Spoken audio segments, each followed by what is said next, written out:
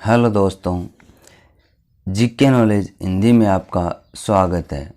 आज हम आपको पढ़ रहे हैं हिंदी का अगला महत्वपूर्ण टॉपिक छंद। सबसे पहले पढ़ते हैं छंद किसे कहते हैं। ध्यान से सुनना।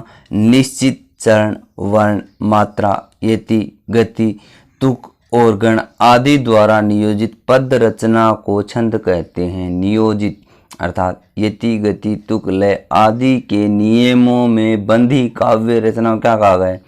छंद। छंद के कितने अंग होते हैं? छंद के 6 अंग होते हैं। नंबर 1 चरण या पाद, समचरण, विषम चरण। नंबर 2 वर्ण और मात्रा, लघु, गुरु। नंबर 3 यति, गति, तुक, गण। यति, गति, तुक, गण, ये क्रम से आगे आने वाले हैं। छह पढ़ लिए। अब इसके बाद देखो चरण या पद किसे कहते हैं। देखो चरण को पाद भी कहते हैं। एक छंद में प्राय 4 चरण होते हैं। चरण छंद का चौथा हिस्सा होता है। कौन सा हिस्सा है? चौथा। प्रत्येक पाद में वर्णों या मात्राओं की संख्या निश्चित होती है। चरण 2 प्रकार के होते हैं। समचरण, दूसरे और चौथे चरण को समचरण कहते हैं। दूसरे और चौथे चरण को क्या कहा है? समचरण। विषम चरण, पहले और तीसरे चरण को विषम चरण कहते हैं। वर्ण और मात्रा किसे कहते हैं? मात्रा की दृष्टि से वर्ण 2 प्रकार के होते हैं, लघु वर्ण, गुरु वर्ण। अब आपको वर्ण, भाषा की सबसे छोटी इकाई क्या है? वर्ण, मात्रा।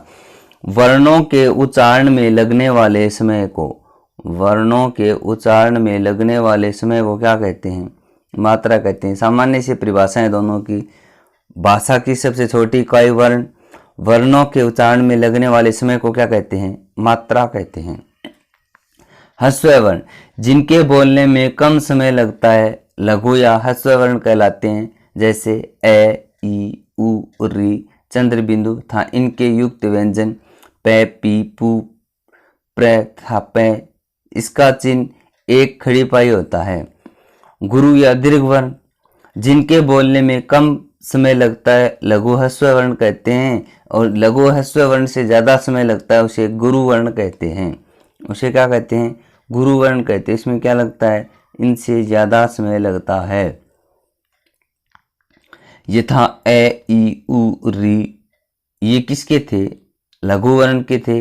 अब गुरु वर्ण इनके सिवाय बचे हुए जितने भी जिनके बोलने में लघु वर्णों के पीछे का अधिक समय लगता है वे गुरु वर्ण कहलाते हैं। यथा आ, ई, उ, ए, ऐ, ओ, औ, अनुस्वार और विसर्ग इससे युक्त व्यंजन पा, पी, पू, पे, पो, पौ, प, इनका चिन्ह एस या डबल मात्रा कहलाता है। देखो लघु या ह्रस्व, लघु कम समय, ह्रस्व में कम समय, दीर्घ और गुरु में समय क्या लगता है? अधिक लगता है। यति किसे कहते हैं? इसे विराम और विश्राम भी कहते हैं। छंद का पाठ करते समय कुछ देर के लिए जहां रुकना पड़ता है उसे यति कहते हैं। कुछ देर के लिए जहां रुकना पड़ता है उसे क्या कहते हैं? यति। इसके लिए कुछ निश्चित चिन्ह हैं। ये देखो अलग अलग चिन्ह दिखाए हुए हैं। गति, किसी छंद को पढ़ते समय हम प्रवाह का अनुभव करते हैं उसे गति कहते हैं। किस स्पीड से पढ़ते हैं? छंद में पदांत के अक्षरों की समानता को तुक कहते हैं। तुक पद के अंत में समानता। इस दृष्टि से छंद 2 प्रकार के होते हैं, तुकांत और अतुकांत। तुकांत और अतुकांत। तुकांत कविता किसे कहते हैं? इसके चरण के अंत में वर्णों की आवृत्ति होती है। वर्णों की क्या होती है? आवृत्ति होती है। बार बार वही वर्ण आते हैं। तुकांत कविता कहते हैं। उदाहरण, हमको बहुत है भाती हिंदी, हमको बहुत है प्यारी हिंदी। अब लास्ट में देखो हिंदी हिंदी शब्द मिले में से ये क्या है? तुकांत हैं। हमको बहुत है आ गया दोनों बार। अतुकांत कविता, चरण के अंत में वर्ण की आवृत्ति न हो उसे अतुकांत कविता कहते हैं। नई कविता प्राय अतुकांत होती है। उदाहरण, काव्य सर्जक हूँ प्रेरक तत्वों के अभाव में, लेखनी अटक गई काव्य सर्जन हेतु तलाश रहा उपादान। अब ये इसमें क्या है? कोई तुक नहीं मिल रहा है अंत में। जैसे बहुत से ऐसे उदाहरण हैं जिनके अंत में क्या मिलती है? तुक मिलती है। जैसे तू मोहन की उर्वशी ओ राधी के सुजान, तू परवारू उर्वशी तू होवे उर्वशी समान, आन आन लास्ट दोनों मिला है। इसी प्रकार के अन्य भी बहुत उदाहरण हैं। गण वर्णिक छंदों की गणना गण के क्रमानुसार की जाती है। 3 वर्णों का एक गण होता है। गणों की संख्या 8 है। 3 वर्णों का क्या होता है? एक गण होता है। गण होता है। जैसे ये गण, तगण, लगण, रगण, जगण, भगण, नगण, सगण। गण सूत्र देखो, ये माता राजभान सलगा। जिस गण को जानना हो उस गण के पहले अक्षर को लेकर आगे 2 अक्षरों को मिलाकर वह गण बनता है। जैसे ये गण है, ये गण बन गया। ये गण है, ये गण बन गया। मैं गण है, मगण। ये माता में लघु गुरु गुरु ये गण हैं। पहले लघु, ये माँ तारा क्या है? गुरु गुरु हैं। माँ तारा क्या है? गुरु गुरु हैं। छंद 4 प्रकार के होते हैं। मात्रिक, वर्णिक, वर्णित, मुक्त छंद। छंद कितने प्रकार के होते हैं? 4 प्रकार के। देखो, मात्रिक, जिन छंदों की रचना मात्राओं की गणना के आधार पर होती है उन्हें मात्रिक छंद कहते हैं। गणना के आधार पर मात्राओं, जैसे दोहा, चौपाई, रोला। सममात्रिक छंद, जहाँ छंदों में सभी चरण समान होते हैं उसे सममात्रिक कहते हैं। सभी चरण समान। अर्थ छंद, जिसमें पहला तीसरा चरण समान, दूसरा चौथा चरण समान, उनसे भिन्न हो किंतु आपस में समान हो उसे अर्थ सममात्रिक कहते हैं। विषम, जहाँ चरणों में 2 चरण अधिक समान न हो उसे विषम मात्रिक। ऐसे छंद प्रचलन में कम है, जैसे छपय छंद। सम, सभी समान। अर्थ सम, आधे आधे समान। विषम, कोई भी चरण समान न हो।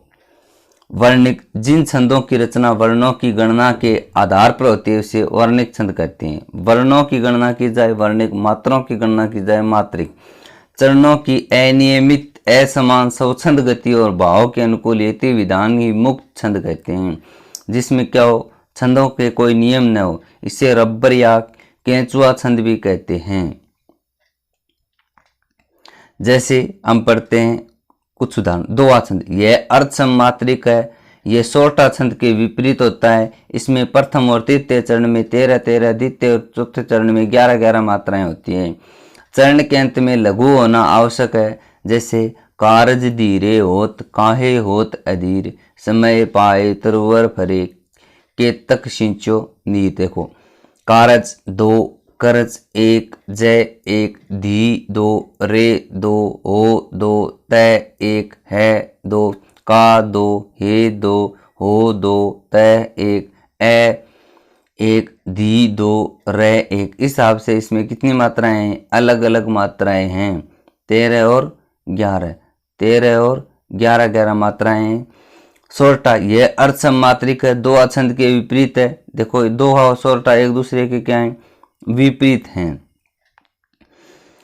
इसमें प्रथम और तृतीय चरण में 11-11, दूसरे और तीसरे चरण में 13-13। जैसे कहे जू पावे कौन, विद्या धन उधम बिना, ज्यों पंखे की पौन, बिना डुलाए न मिले। ज्यों 2 मात्राएं, क्योंकि अक्सर पहले अधूरा है। पंखे में 2-2, की में 2, पौ में 2, न में 1, बी में 1, ना में 2, डू में 1, ला में 2, ए में 2, ना में 2, मी में 1, ले में 2। इस प्रकार हम छंदों का सामान्य परिचय पढ़ चुके हैं। अगला पढ़ेंगे छंदों का विस्तृत विवरण, जो कक्षा 12 में लग रहे हैं तथा अन्य प्रतियोगिताओं के लिए महत्वपूर्ण है। यदि आपने हमारे चैनल को सब्सक्राइब नहीं किया, सब्सक्राइब करें, आइकन बटन पर क्लिक करें। धन्यवाद।